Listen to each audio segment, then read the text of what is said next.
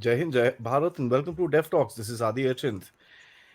A lot is being spoken about defense technology, how it can be used to fight the war better. And today we have a live example in front of us in terms of the Russia Ukraine war. One of the things that comes out starkly and very, very boldly in front of our faces is ISR. A lot of things have been spoken about how this can be done, what this can be done, what should we buy, what should we not buy, where should India research, where should India this and that and the other. I want to actually tell us via our expert here, Vice Admiral Kannan, who's going to help us understanding what is the concept of ISR, where is India at today, and how can this particular game, if I may call it loosely, be used to enhance the warfighting capability of the country. So, sir, firstly, thank you so much for joining me. It's always a pleasure and a learning experience to talk to you. The previous shows have been eye openers, as a matter of fact. So, Jai Hind and welcome back. Thank you, Mr. Achant. Okay. It's a very good topic, and I'm happy that I'm able to share with you some details of it and perhaps even look at the direction which we need to progress in India to get ISR capability. Of course, everybody knows ISR means intelligence, surveillance, and reconnaissance. It's an acronym, actually.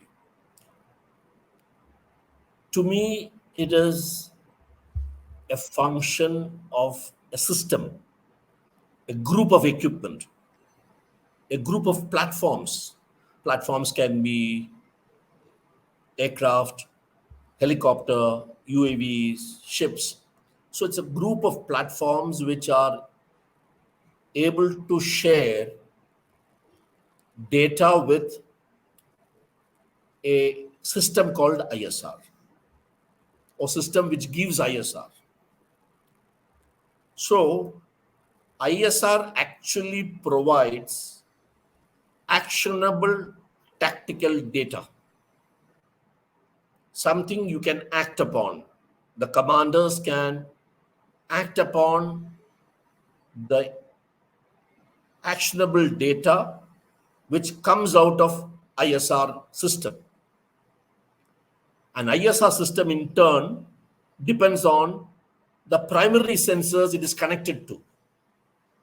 As I told you earlier, it can be satellite, ship, UAV, etc. So ISR is actually an empowerment of the flow of data from an individual platform or individual sensor towards the force commander, and it puts them all together and creates a picture. How it does it, how it needs to do, is something which we will discuss.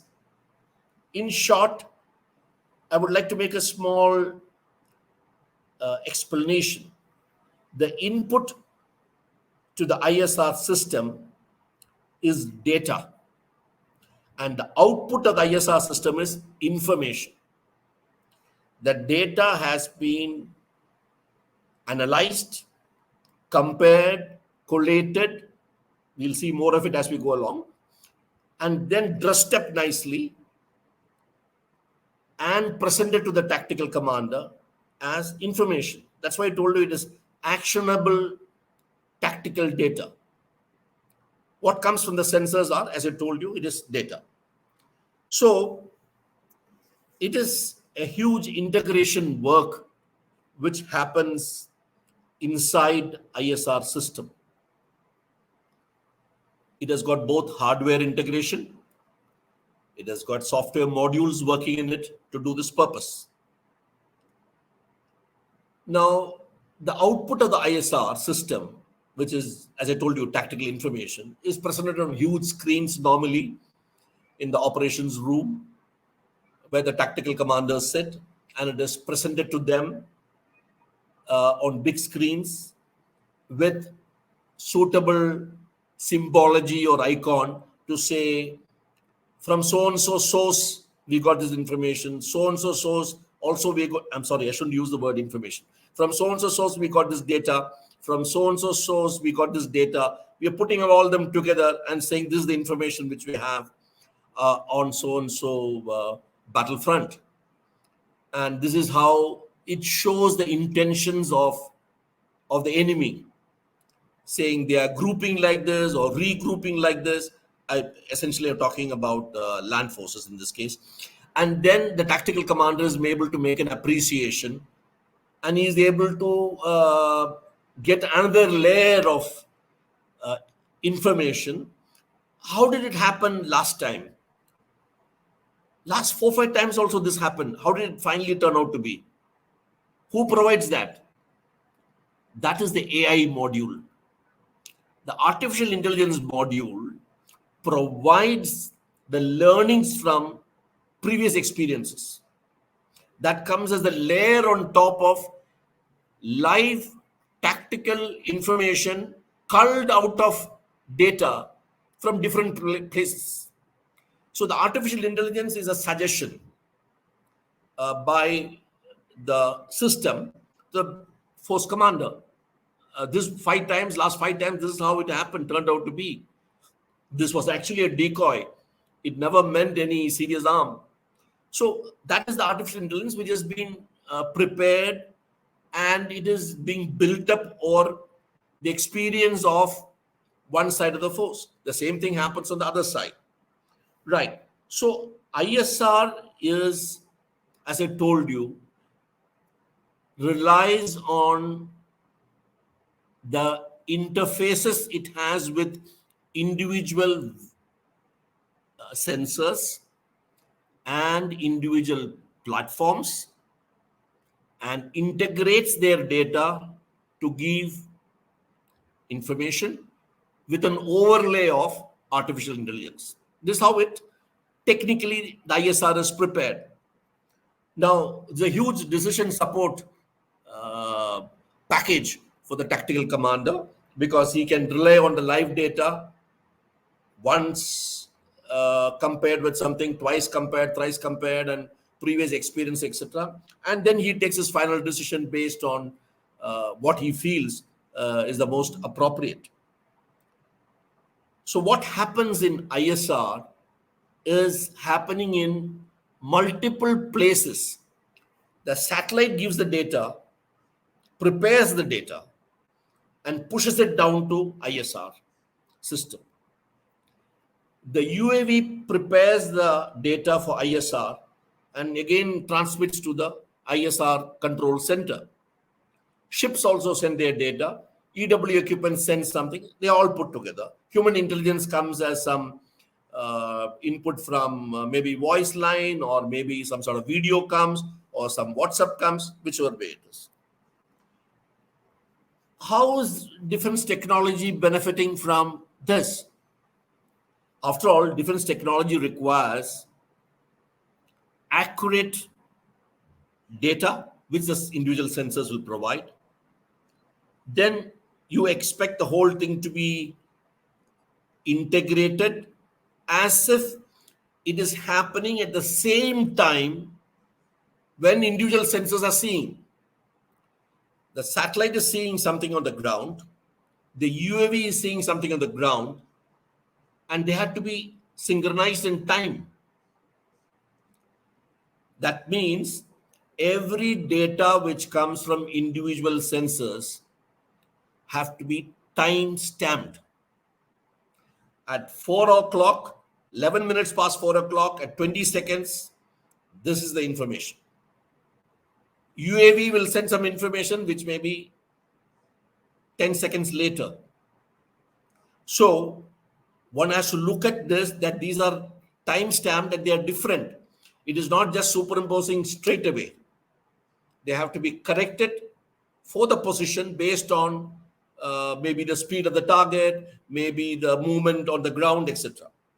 So one of the important aspect is that data, when it gets integrated, it has to be corrected for time, temporal stamping, time stamping. It has to be done. And how can you get time stamping to be done by satellite in one part of the space and UAV flying somewhere else, ship on the sea? It's very important. All your combat units, including land units, synchronize their time every day to a master clock, and that is invariably given by an iridium clock. It's an atomic clock, which is very accurate. And these atomic clocks are a part of today's, let's say, a ship. A ship has got an atomic clock these days. It is synchronized. So there is a time synchronization required before you integrate it. And if the time is different, obviously you have to do some correction, the calculation. Second, when a satellite sends you a photograph, or satellite sends you an reference of an optical reference to it, it is taken through a camera, and that camera has got some angle of vision, and that corresponds to so many kilometers on the ground. The resolution may be so many meters on the ground, right? That is very clear. When the UAV sees this through, let's say, infrared, let's say, then that infrared camera has got some angle of vision, and then for it to correlate with what is the satellite giving, there has to be a spatial coherence. That means when you're talking about a point on the ground which the satellite is talking about, the UAV also should be talking about the same point and not another point which is 10 kilometers away. Would that be grid referencing, sir? Yes. So what happens is, mostly before UAVs are launched or ships leave the harbor, or if there are any other objects which are helicopters which are being launched, they synchronize their lat long with a GPS, right? But GPS is not reliable during war conditions, even for USA. So, because these days it's been proven that you can jam somebody's receiver from receiving GPS signals. So, of course, they use a different set of GPS. I don't know what they call in US, but they use a different set of satellites, which will give these lat long provisions to authorized users. And they use differential GPS. That means they use in two frequencies and take the readings for the best results.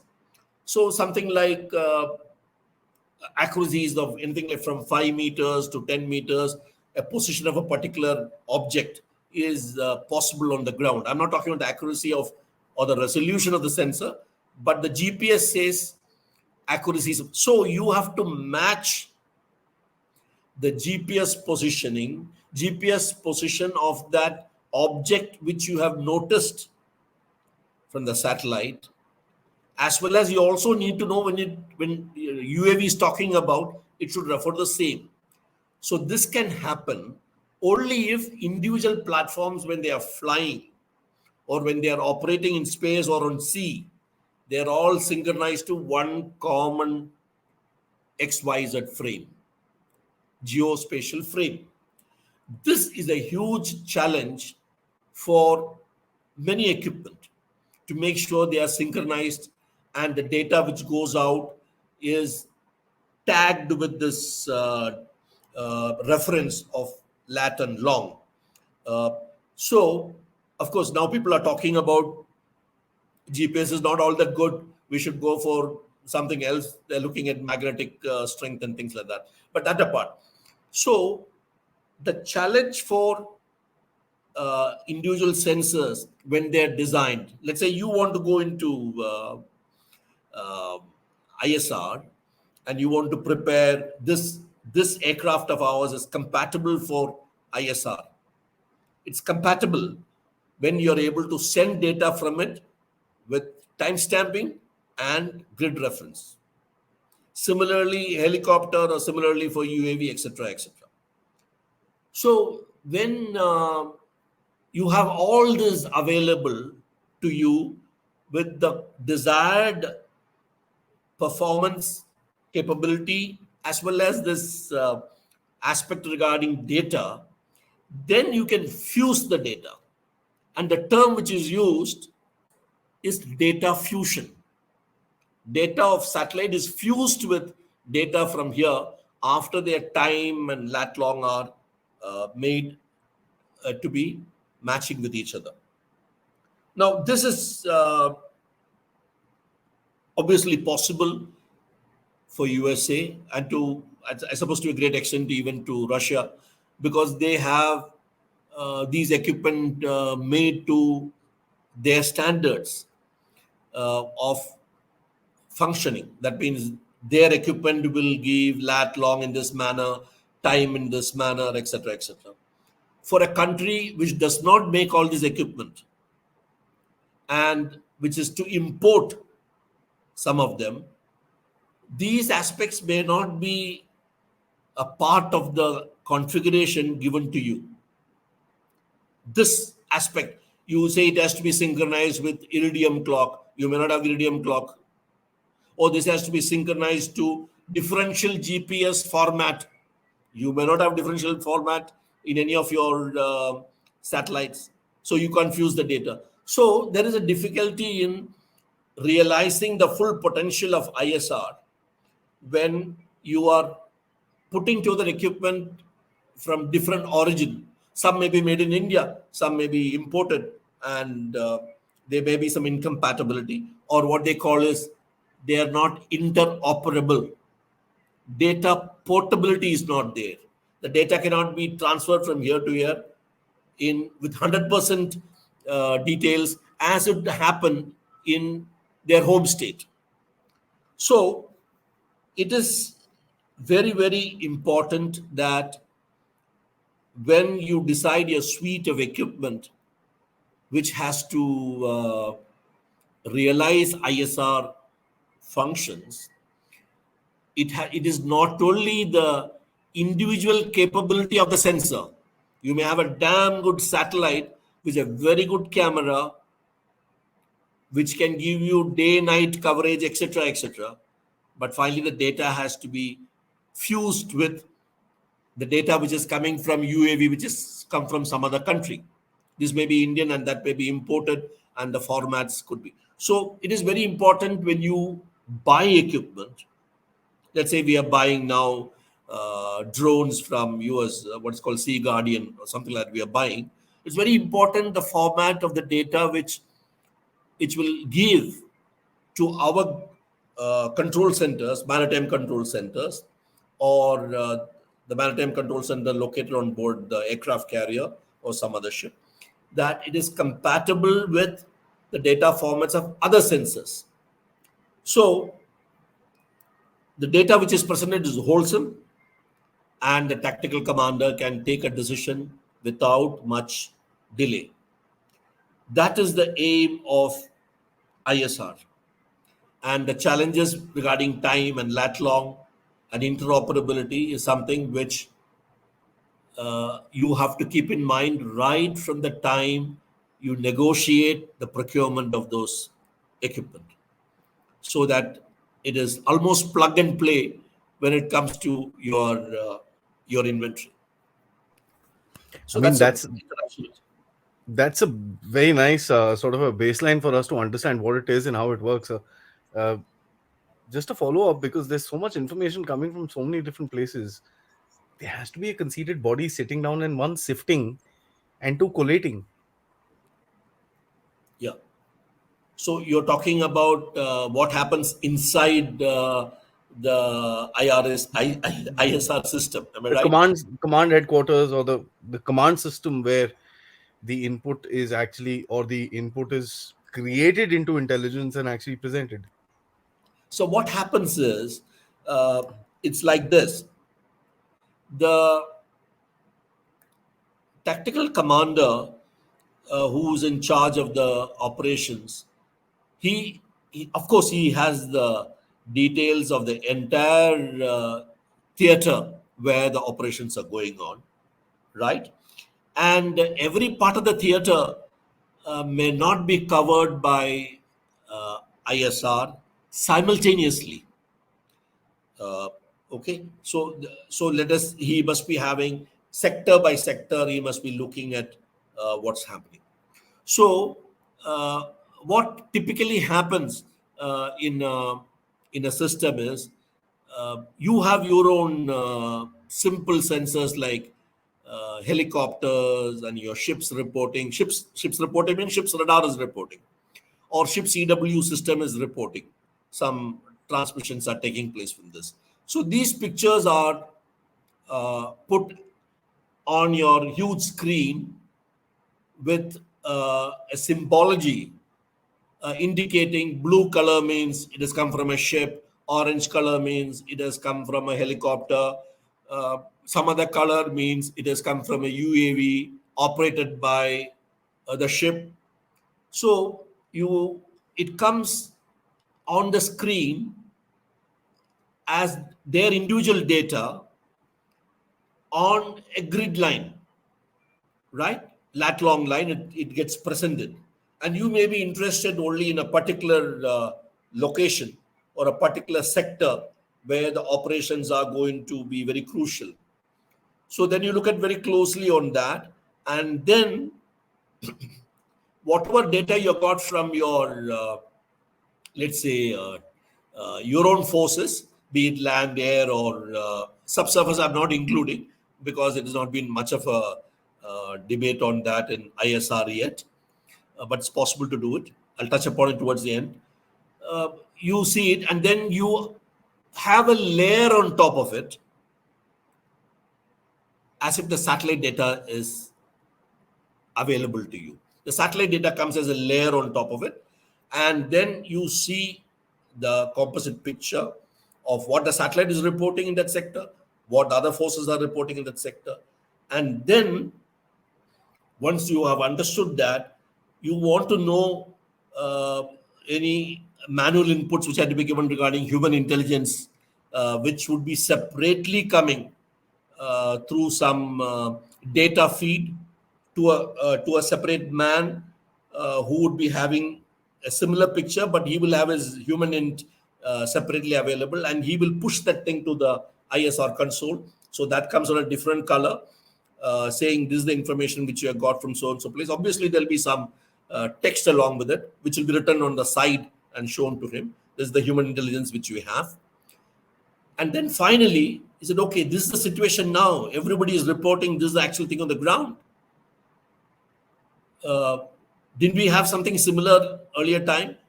And that's the time you go into artificial intelligence input. After all, artificial intelligence is what? It is a summary of all the previous experiences you had in that battlefront, which has been duly recorded. That means everything which, let's say, now I am in the business of preparing artificial intelligence for a particular sector. So I look at all the recordings because anything which comes on the big screen is recorded. So he studied through all the recordings and said, this is how it finally came to, and this is a lesson we learned.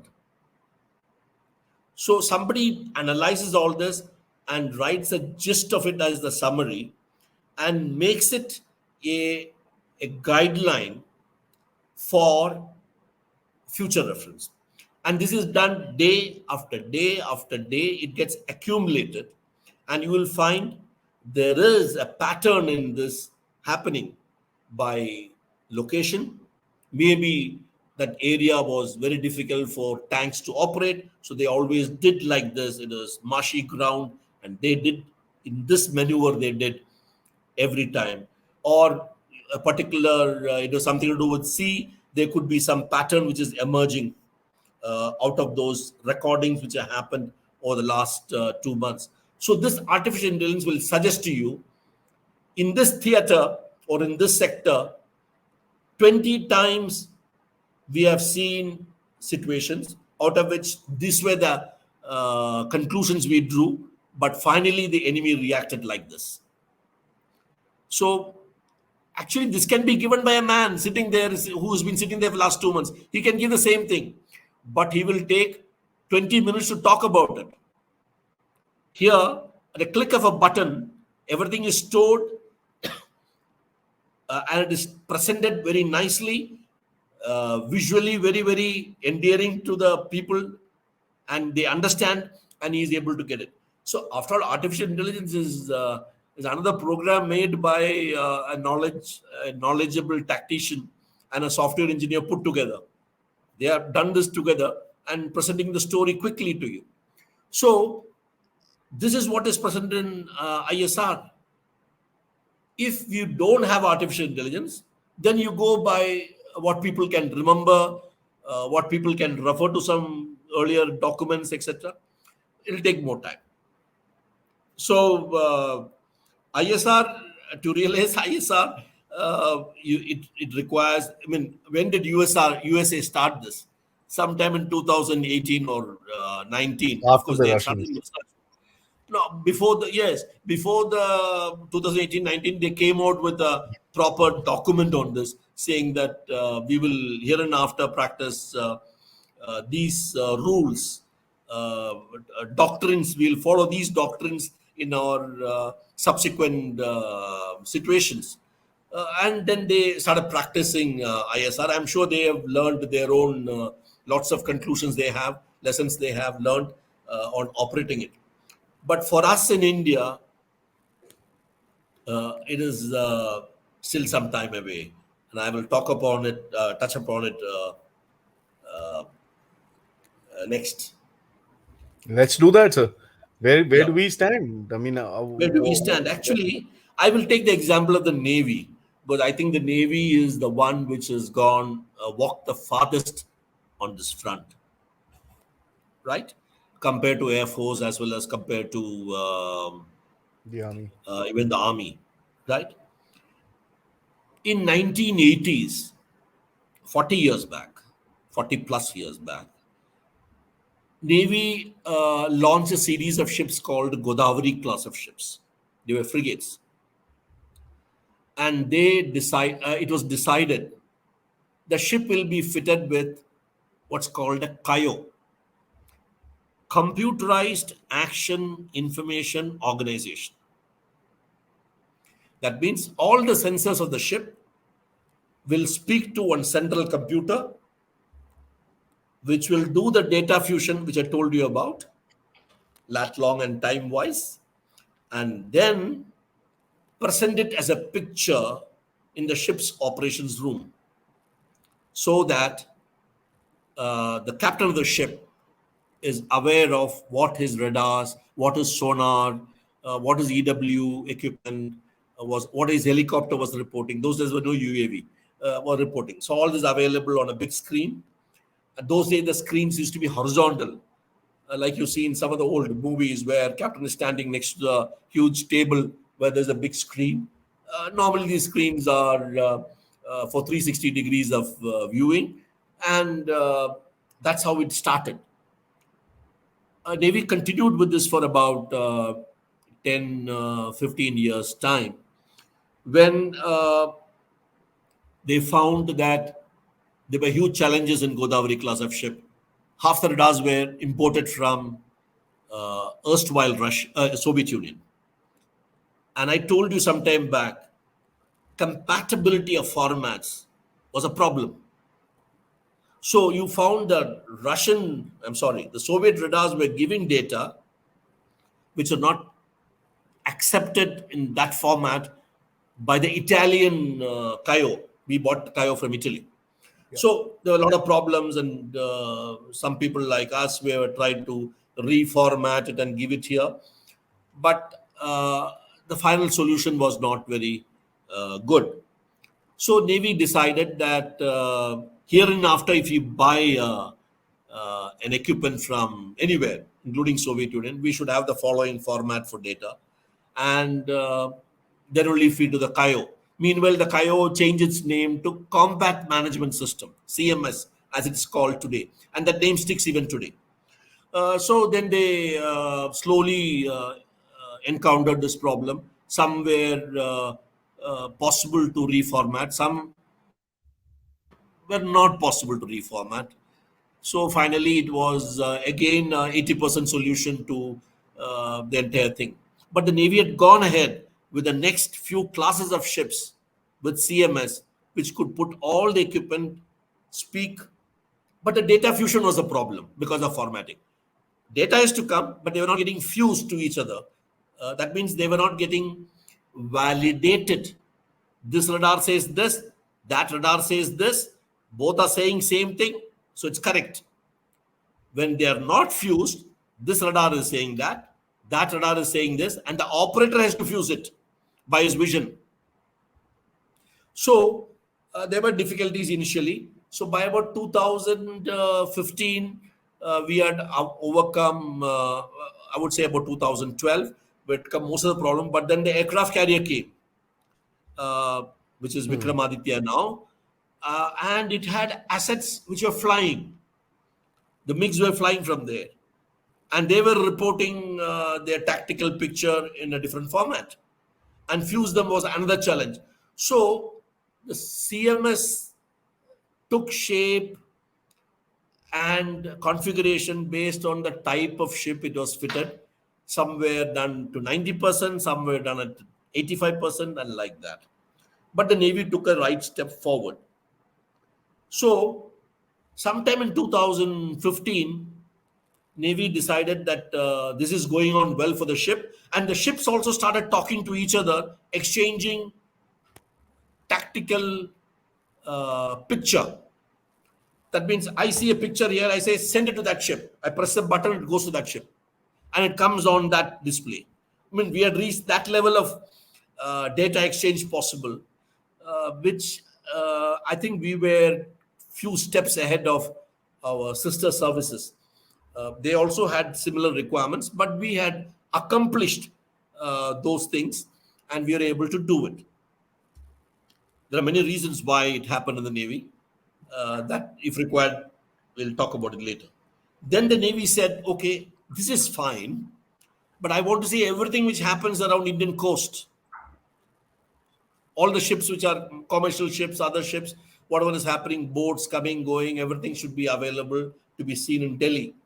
So that is how they made many interfaces with some satellite pictures, etc., called Marine Domain Awareness System in Delhi. From there, they're able to see all the ships which are entering territorial waters, leaving territorial waters, and which are operating in nearby areas, even though they're outside territorial waters. So, Navy has already reached a high level of integration. They got the UAV, so they have buttoned up the UAV also to this. But UAV sends some raw picture, if I can put it like that, and then you have to select data out of it. It comes as a picture only. So there are some difficulties in doing it, which makes it it's only around 75 to 80% of integration having done even with UAV. So what is left for Navy to do is they have to make their drones, and they have to make sure the aircrafts they fly. Meanwhile, they bought P-8I from USA, and they could button up easily. They bought, they had this Coast Guard Dorniers in Coast Guard, Dorniers in Coast Guard. So they made some indigenous solution, and they could button up. So Navy had taken huge steps in indigenous design and production of equipment necessary to get a near ISR capability. The satellites which have been, the first satellite which was launched for the defense, I think for the Navy was, I think sometime around 2016, 17, sometime at that, which was launched, and it was actually dedicated for Navy's requirement. So they could button up the satellite picture as well. Now comes the challenge which you will face when they have to do the drones and the satellites, because most of these assets, space assets or even air assets, which have got synthetic aperture radar, The synthetic aperture radar has got huge capability because of the nature of its antenna location. One antenna is in the front part of the aircraft, and the second antenna is a few meters away towards the rear. And both this antennae operate in such a way that it is as good as a big antenna, starting from the first antenna to the second antenna. And if your antenna is very big, the picture is sharper. But you can't carry such a big antenna on an aircraft or on a spacecraft or on a UAV. So what they do is they divide the uh, antenna into two parts or two groups, one somewhere and one to the rear. It can be starboard wing and port wing also. And then they make sure their way of operation, their electromagnetic transmission and reception in such a way it is as good as a big antenna operating. Very recently, in West Bengal somewhere, there is a startup who has demonstrated that he is able to make an SAR with 4 antennae on a drone, and is operating in a frequency where it is very difficult to achieve such good results. So, no, okay. So I digress a bit. So you may have a synthetic aperture radar on your flying asset, but to analyze the data of the synthetic aperture radar and generate coordinates with time stamping on the aircraft itself or on the spacecraft itself is very tough, Yeah. because you require additional hardware, you require more volume, more weight on that flying asset. So invariably, most of the aircrafts, most of the helicopters, most of the UAVs send raw data to ground, and the analysis takes place on the ground. Even space, they set it down and you analyze it in your let's say command center, and then they give you, this is the picture which has come from what they call is as a synthetic picture. The picture is remade. They synthesize the picture with whatever processing they have to do and do it. US, it may be possible that they are doing some of this processing on board on board the spacecraft or on board the UAV, but that would call for some advanced designs of this. One has to see uh, how this is done, but it is difficult to do, and we are quite far from that aspect. We have to depend on ground installations to do this processing and make sense out of the raw picture which is coming. So towards ISR, the Indian Navy is about I would think about 75% home. Another 25% of work is still remaining for an ISR capability to be realized. We can say we are near ISR capability, but not. And I'm sure the situation about Air Force and Army could be very close to the 75, which I say, because they also got their own dedicated satellites. Now, no, Army hasn't got a dedicated satellite yet. It has just been decided to launch a satellite, but the Air Force has got a dedicated satellite. The Army is presently sharing it with the Air Force. So Army will also get its satellite. And once you get your individual satellite, because the processing of the raw picture has to be based on certain tactical requirements of the user force. Yeah. What you require on the ground is different from what you require in the sea, right? Because the ranges, the topography, various other features like mountains, hills, etc. I think they all are very important in the army when you finally process the picture. Mm. So that is the story of the Navy, and that is the best story we have in India. As a matter of fact, sir, the Navy is quite a curious case because they're the first force to make up their own design bureau. That's And right. that's something which is very, very interesting to me, and I've kind of covered that in a few talks. Sir, just a short little closing comment I'll ask you. ISR today is going to be the technology of the future, and the technology, I won't call it technology because let me rephrase that. It's going to be the weapon of the future for the commanders to actually ensure whatever they are doing is going to be as effective as they want, as they dream of it. Because if you know what you're getting into, it's easier for you to control it. So a message to the planners in India, a message to the enthusiasts in India who are looking at this technology as a startup and stuff like that. A message to the armed forces. No, I would think with ISR capability brought into your inventory, definitely there is a higher level of integration of data to get accurate information. And I'm making a difference between data and information. Yeah, yeah. There's no doubt about it. Can it happen in every small unit? My answer is no.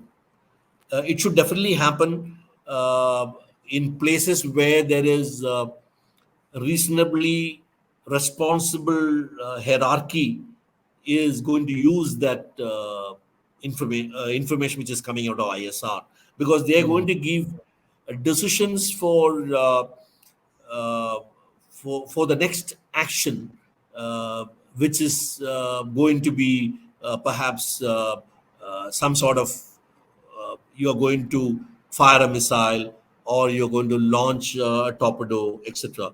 So that sort of information is best taken where there is a reasonable senior hierarchy available.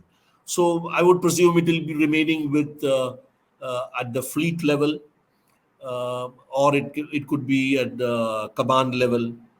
Uh, Maybe tactical forces commanders or captains of big ships, which are leading a group of ships, can have a ISR capability.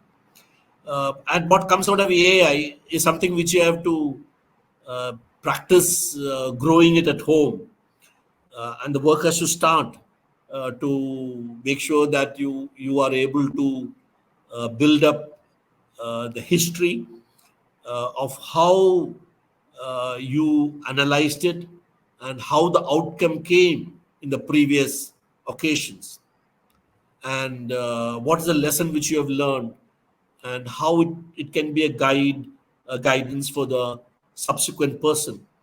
And after all, AI is going to be only suggestive in nature. It is not going to be overriding. Yeah. uh, so it has to be built like this. And the last point which I would like to say is that when you are operating with ISR capability in your group, in your fleet of ships, or in squadrons of the Air Force, it is a different empowerment which Hmm. you haven't had till now. So there has to be uh, quite amount of practice required to co-live with ISR.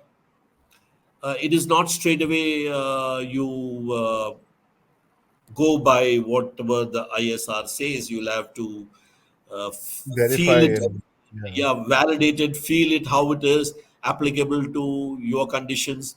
After all, the sensors which you are buttoning up in ISR, uh, and data which you're converting to information in your software, etc., needs a long time to make sure they are de-risked from any sort of inaccuracy, and it will take time. So it is a slow progress, and I think, in my estimate, 2030 is a time when you may have UAVs soon. Soon means what? Another 2 years. UAVs soon. You may have your own. Every service may have its own individual satellites. But to button up all together through an ISR capability, in my understanding, after having seen the Navy start from 1980s on Kayo till now, I think it is 2030 is the time when we will have something which can be deployed to the seas, to the battlefront, or to the air.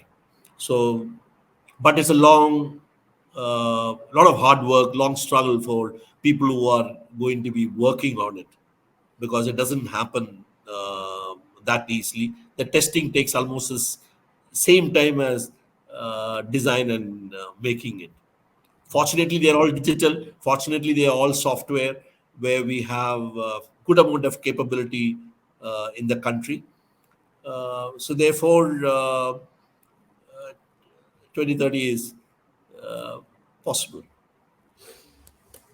Interesting and amazing. That's all I would say. So this is No, no. I told you in the end, I will tell you something which is, no, it takes that long yeah. to realize this integration. Yeah, I mean, a Putting, lot of people will be worried about the Russians. The Russians have been working on it. To my little understanding of military history, but from the 1970s, they've been working on it. So, we have been working on data fusion of radars for last 10, 12 years. And it has taken a lot of time out of that to get a reasonable output. mm, So this will take, I told you, 7 years more, is my estimate. And I'm sure there would be many people who would believe that this can happen in faster method.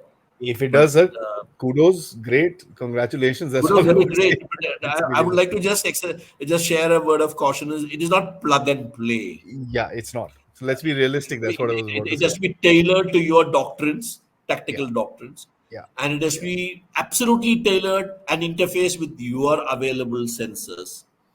Uh, so And with these are possibility the of ones which, upgrades and updates. yes, yes, that will happen as you go along itself. You'll realize that, but the the uh, the discipline in inculcating uh, tactical history as lessons and putting them as steps in artificial intelligence is very, very important. 10 years back, we used to call knowledge management systems. Hmm. Same thing.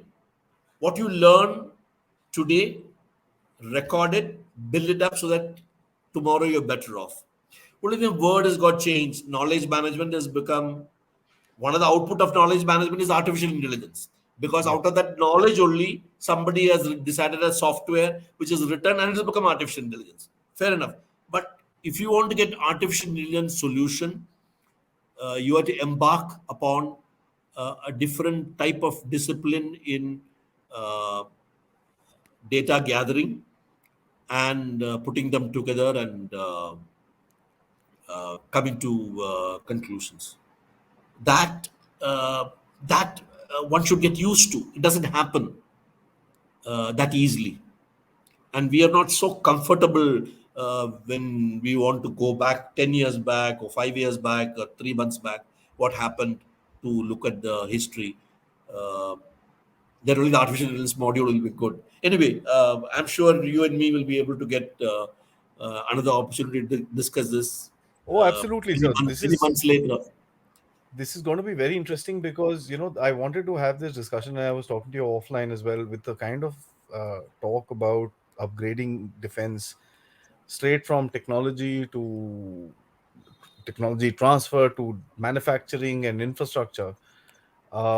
the biggest thing is going to be, fair enough, you can build your hardware, but you need to look at how you identify targets, how you identify hostility, how you identify intent.